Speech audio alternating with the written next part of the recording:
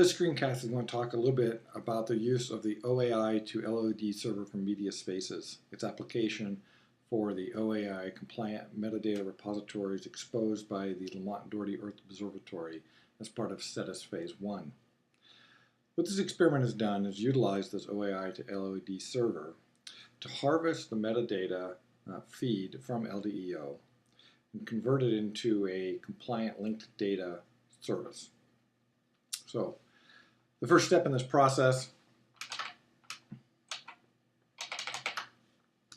is actually the harvesting of the OAI feed from LDEO.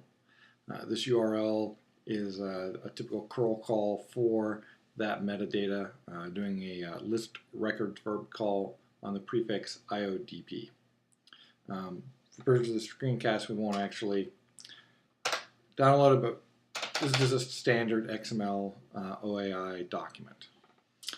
The need then is to actually convert this to a RDF document, and we're doing this through an XSL style sheet. What we did is we took the Dublin core style sheet that came with the oai2lod package and modified it then to operate with the namespace used by the IODP effort.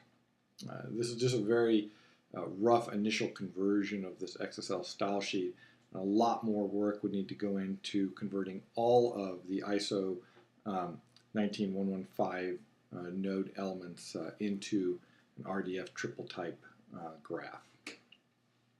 So once you have this XSL style sheet and once you have the URL that is the source for your OAI server, you can feed these both into the configuration files for the oai2lod application. So briefly, what you would then do is simply just configure the triple store for that. The configuration is in a M3 formatted file, and then we would run our server. So we're just running the server locally here. What's happening then is this server is going out and harvesting the OAI feed from LDEO, from the Borehole Research Group site, and then standing up the service here on localhost 2020. So let's take a look at what we have then on localhost 2020. So this is a generic, this is the default interface into this data set that's been harvested. And we can take a look at the sets. We have setis per file and setis per whole components. And we can scroll down and see then the resources that have been generated.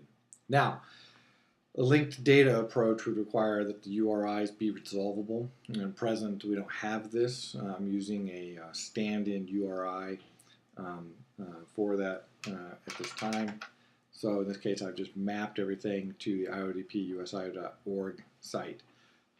A production version of this then would need to have these resolvable as per linked data patterns. Now, one thing you can do, however, is pull back and take a look at, so those are not resolvable, take a look at the fact that we also have then a Sparkle endpoint exposed because of this harvesting that we've done. So we can take a look at this. I can simply do a quick call and see then that we in fact are able to do just the generic give me all limit 10 in this case Sparkle query into this now harvested data.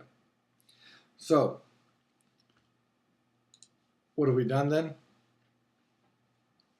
Quite simply, and this is an image from the Media Spaces website. We've harvested the OAI metadata. We've applied an XSL transform to that metadata then to convert it into an RDF triple store. This package then has loaded that up and exposes it both through standard just browsing interfaces but also Sparkle queries.